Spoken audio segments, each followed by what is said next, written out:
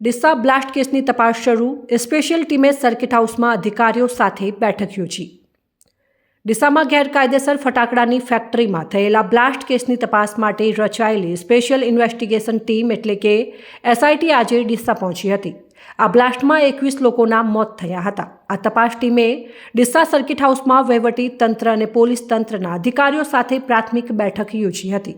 આ બેઠકમાં બ્લાસ્ટ કેસની વિગતવાર માહિતી મેળવવામાં આવી હતી.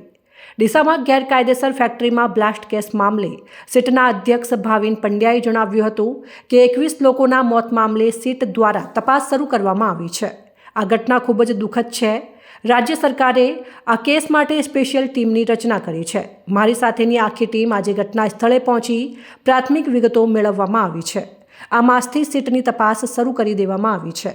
એસઆઈટી ટીમ આગામી દિવસોમાં સ્થાનિક લોકો અને સાક્ષીઓની પૂછપરછ કરશે. ગેરકાયદેસર ફટાકડા ફેક્ટરીના સંચાલકો સામે કડક કાર્યવાહી કરવામાં આવશે.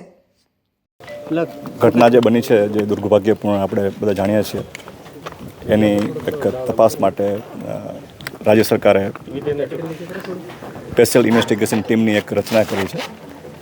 એમાં મારી સાથે વાઘેલા સાહેબ છે, વિશાલ વાઘેલા છે, ડીઆઈજી છે, પોલીસમાં આઈપીએસ ઓફિસર છે,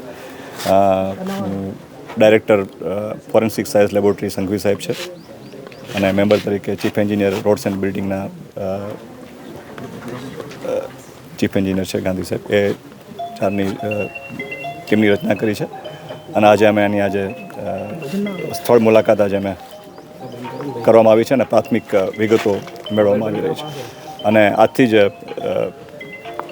સીટે સ્પેશિયલ તપાસની કામગીરી શરૂ કરી દીધી છે.